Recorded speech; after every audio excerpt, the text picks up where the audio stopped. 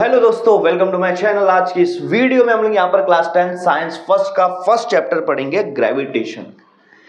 अब ये नाम सुन के सबके दिमाग में एक ही नाम आया होगा, ग्रेविटेशन। जो ये कंसेप्ट सुन के सबके दिमाग में एक ही नाम आया होगा, सर आइजैक न्यूटन।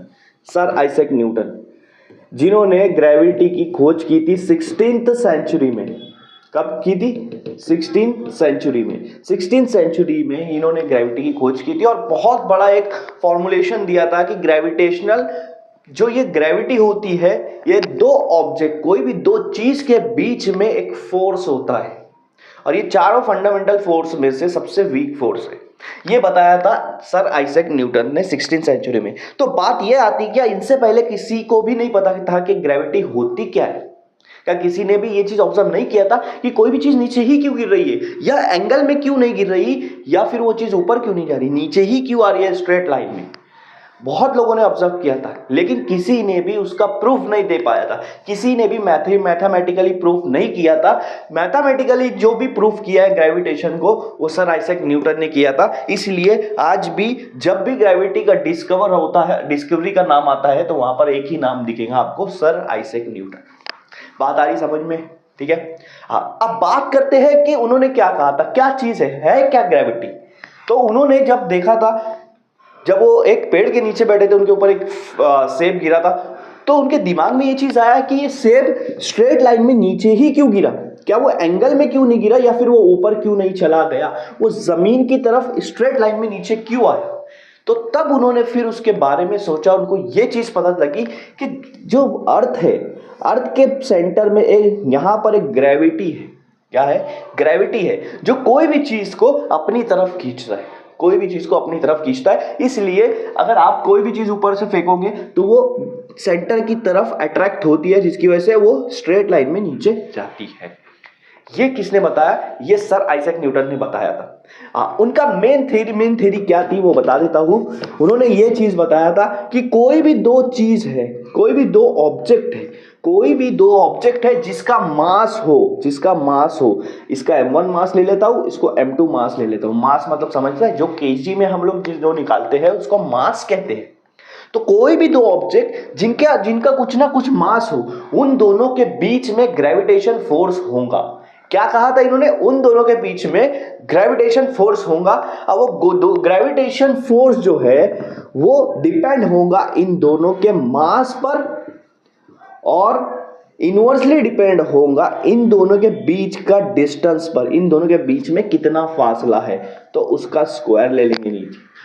तो ग्रेविटी का ये फॉर्मूला न्यूटन ने बताया कि फोर्स जो है, ग्रेविटेशन फोर्स, वो दो चीज पर डिपेंड होता है।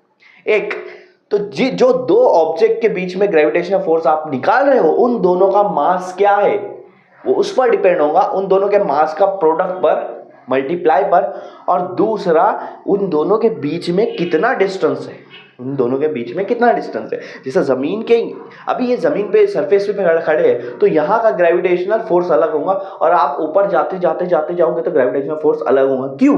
क्योंकि वहां पर डिस्टेंस बढ़ता जा रहा है, अर्थ के सेंटर्स का और वो ऑब्जेक्ट का डिस्टेंस क्या हो रहा है? बढ़ता जा रहा है, डिस्टेंस बढ़ता जा रहा है। तो यहाँ पर ये फॉर्मूला उन्होंने दिया, ये फॉर्मूले के ऊपर उनको ये ग्रेविटेशन का खोज मिला, और फिजिक्स में एक नया रिवोल्यूशन लाया उन्होंने कि ये फॉर्मूला यूज करके आप कोई भी ग्रेविटेशनल फोर्स निकाल सकते हो। अब फॉर्मूला क्या बोलता है कि अगर मैंने दो ऑब्जेक्ट ले लिया, दो पत्थर ले लिया, दोनों 5 kg के हैं, दोनों 5 kg के हैं, ठीक है।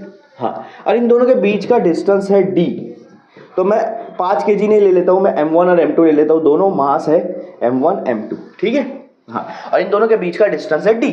तो इन दोनों पत्थर के बीच में, या इन दोनों ऑब्जेक्ट के बीच में एक फोर्स आएगा, ग्रेविटेशन फोर्स। वो कैसे निकालेंगे कि मैं क्या करेंगे, इन दोनों के मास को मल्टीप्लाई कर देंगे, और जो डिस्टेंस है उससे डिवाइड करके स्क्वायर कर देंगे, इससे क्या समझ में आ रहा कि अगर ऑब्जेक्ट का मास अगर आप बढ़ाओ, ऑब्जेक्ट का मास बढ़ाओ, अगर ऑब्जेक्ट का मास बढ़ेगा, वजन बढ़ेगा, जिसको हम केजी में बोलते हैं, तो फोर्स भी बढ़ेगा, क्योंकि ये डायरेक्टली प्रोपोर्शनल है। m1 m2 से डायरेक्टली प्रोपोर्शनल है। m1 बढ़ेगा तो फोर्स भी बढ़ेगा, m2 बढ़ेगा तो फोर्स बढ़ेगा, दोनों भी बढ़ेगा तब भी फोर्स बढ़ेगा। तो मास के बढ़ने से ग्रेविटेशनल फोर्स क्या होता है, बढ़ता है। और दूसरी चीज ये बताया कि d जो है फोर्स से इनवर्सली प्रोपोर्शनल है। और इनवर्सली प्रोपोर्शनल किसको कहते हैं कि अगर इन दोनों ऑब्जेक्ट के बीच का फासला, डिस्टेंस बढ़ाते जाओगे तो ग्रेविटेशनल फोर्स कम होता जाएगा। इनवर्सली प्रोपोर्शनल में एक चीज बढ़ता है तो दूसरी चीज कम होती है। बात समझ लो, अगर मास बढ़ा रहे हो तो फोर्स बढ़ेगा क्योंकि वो डायरेक्टली प्रोपोर्शनल है, लेकिन अगर इन दोनों के बीच का डिस्टेंस बढ़ा रहे हो तो यहां पर ग्रेविटेशनल फोर्स कम होगा। क्यों कम हो, क्योंकि दोनों के बीच का डिस्टेंस, दूरी बढ़ते जा रही है तो फोर्स कम होता जाएगा।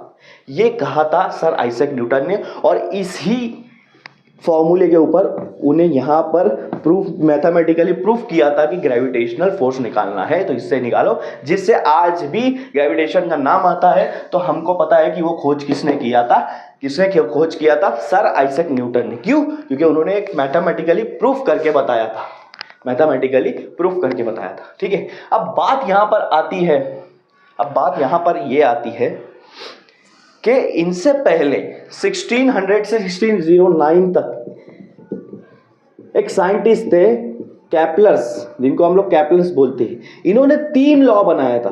कितना लॉ, 3 लॉ बनाया था। 3 लॉ, 3 लॉ, ये 3 लॉ बनाया था। ये 3 लॉ उन्होंने प्लैनेटरी मोशन के ऊपर बनाया था। प्लैनेटरी मोशन मतलब सन के अराउंड में अर्थ किस तरह से घूमती है, किस तरह से वो चीज मतलब अर्थ जो है वो सन के अराउंड में किस तरह से घूमती है, क्या टाइम लेती है, क्या एरिया स्वीप करती है, ये सारी चीजें इन्होंने 3 लॉ में बताया था कि सन के अराउंड में जब अर्थ घूमती है तो किस ऑर्बिट में घूमती है और वो ऑर्बिट किस शेप का होता है। ठीक है, ये 3 लॉ उन्होंने बताया था 1619 तक, सॉरी। लेकिन बात यहां पे खत्म नहीं होती है।